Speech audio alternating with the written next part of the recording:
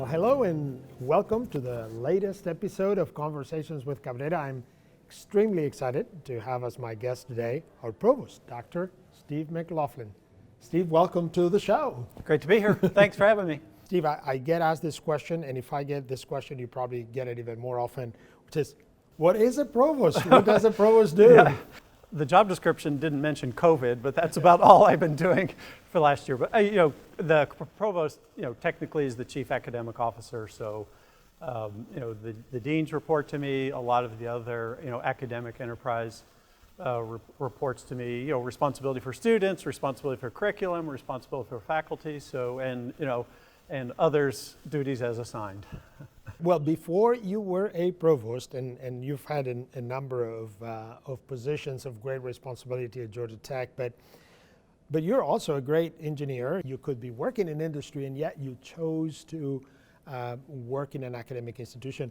What made you make that choice? I had an aha moment. After I got my master's degree, I was working at NASA.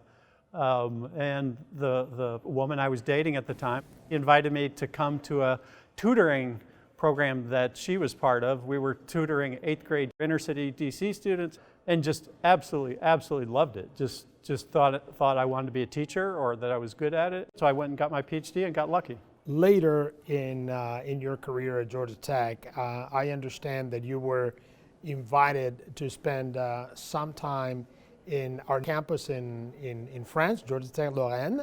Why did you choose to go to France, and what did you get out of that experience? When we came to Georgia Tech, we'd heard about this campus, and my wife said, we're going to France, and I kind of resisted, and I said, okay, I go for 3 months, and ended up staying for 3 years. Just absolutely fell in love with it. But I just got to see the unbelievable impact it had on students, and it really transformed me into making every day for students. I know you're a big champion of mental health, and specifically what institutions of higher education can do to help young people with issues of mental health. Where did that interest come from? Yeah, you're right. It is. It's not unique to Georgia Tech. We hear a lot about student stress, student mental health, the challenges they're facing. Honestly, I can relate to it perfectly because I had a lot of those same challenges during my 20s. Kind of coming from a family where there were a lot of challenges, a lot of chaos.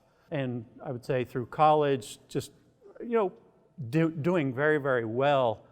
I always say I invented the imposter syndrome. That I think I'll challenge you on that one. I think I may have had a part in that invention. But I think that was really my experience in college, and so I can absolutely relate to the things that students are experiencing. Any learnings from the navigating COVID and then most recently through this post-tenure review?